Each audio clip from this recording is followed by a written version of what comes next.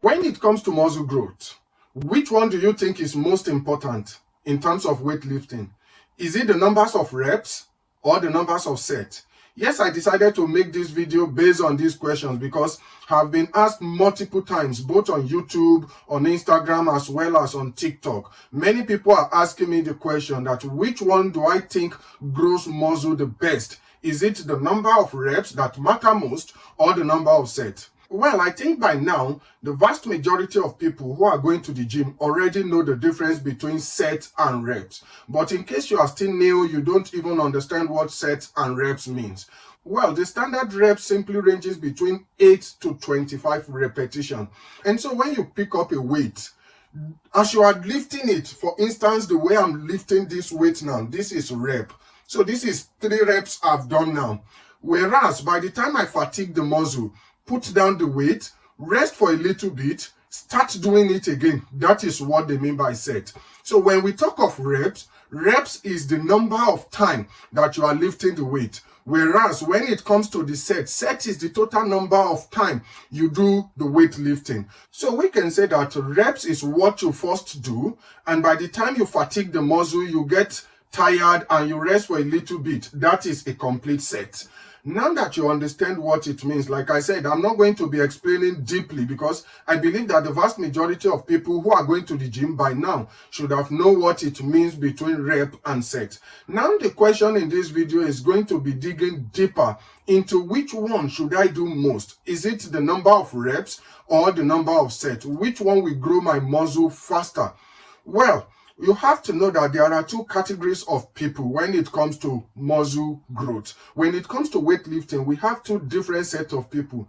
Those who are just starting working out and those who have been doing it for a couple of times. They've gone past the beginner stage. They are now in the intermediary or the expert stage.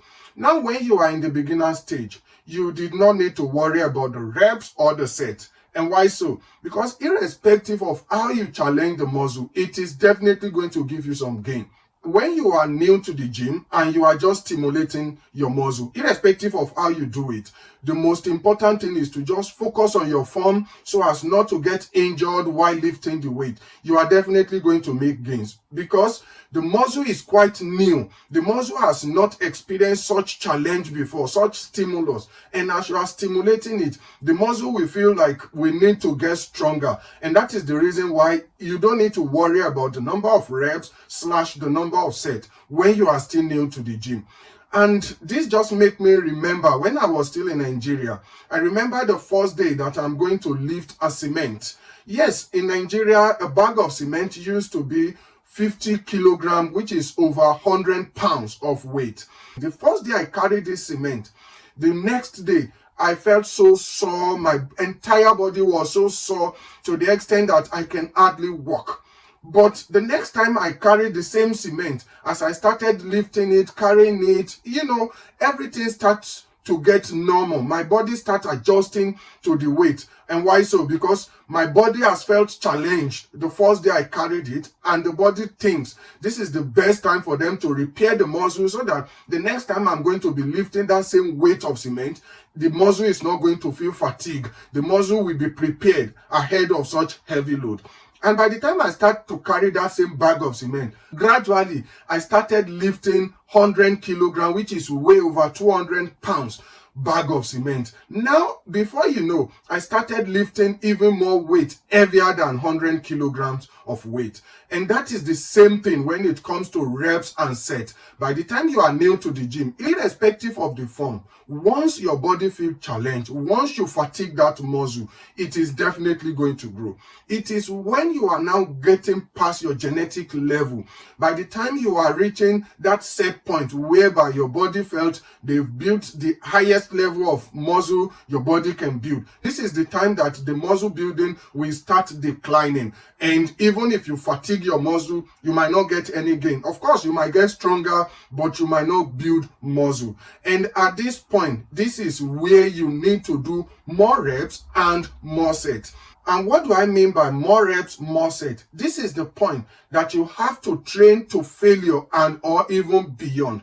You've been hearing that statement probably. Many people are saying that you need to train to failure, you need to train beyond failure. That is what it means, because your body has gotten used to a lot of stimulus. Your body has gotten used to building muscle, and it got to a point your body felt like this is the highest you can go. You've reached your genetic set point. And once you reach your genetic set point, you need to train beyond failure. This is the time that you need to train high reps, high sets. And when it comes to reps, how many reps should you do? You can do ranges between 8 to 25 repetitions. And when it comes to the number of sets, you can also do for as little as 5 sets to 10 sets in a given training. It is very important to also note that doing the reps, lifting weight for the reps for the set, you should carry something not too much. In fact, it is way easier to carry lighter load for muscle gain than heavier load. Of course,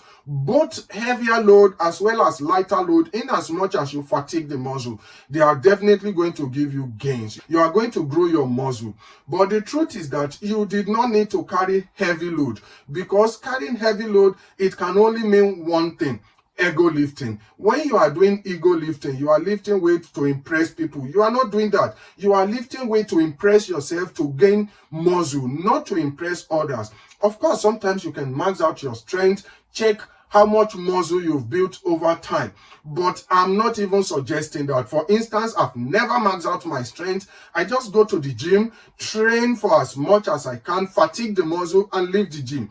I don't bother maxing out my strength. It is only when you are going for maybe a weightlifting competition, then you can max out your strength. But if you are just training your body, you're just training yourself for health benefit, to look aesthetics, to look attractive, you did not need to max out your strength. All what you have to do is to just go to the gym, fatigue the muscle that you want to train at that particular time, go back home, rest, and make sure that you have a proper nutrition just to get the gains that make you go to the gym in the first place. But if you are going for a weightlifting competition, of course, once in a while, it is good to max out your strength, to see how much muscle you've built over time, to know what is your maximum strength. Other than that, let me even tell you one thing. Which one do you think is way easier? Is it carrying heavy load and do 1 rep, which is maxing out your strength, or carrying lighter load, do maybe 12, 15, 20 repetitions before you fatigue your muscle? Which one do you think will make you spend more time under tension? Well, personally, I believe the one that will keep you under tension for the most time is going to be lighter load with high reps. So when it comes to gaining muscle, the truth is that you did not need to train with a lot of load, with heavy load, before you gain muscle. Both lighter load as well as heavy load can make you get gains. The most important thing is to fatigue the muscle.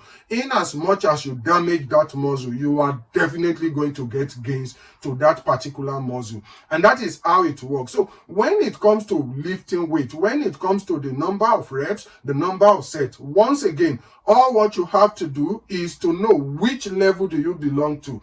Are you in the beginner's level? If you are in the beginner's level, you don't need to worry yourself. You don't need to worry too much.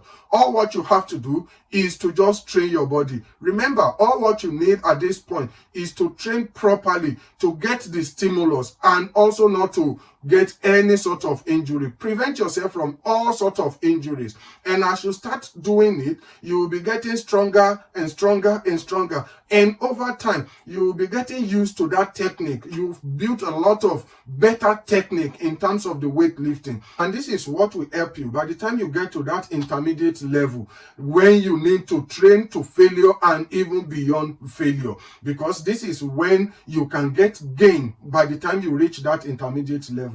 But when you are still new, you have nothing to worry about. So in terms of reps/set, which one can build muscle most? The simple answer is both build the same amount of muscle, provided you damage the same muscle in the same way. In as much as the muscle is damaged in the same level, you are going to get the gain, irrespective of whether you do 5 reps, 5 sets, or 10 reps, 10 sets, irrespective of how you do it. Remember, all what you have to do is to have a proper weightlifting method and a proper technique.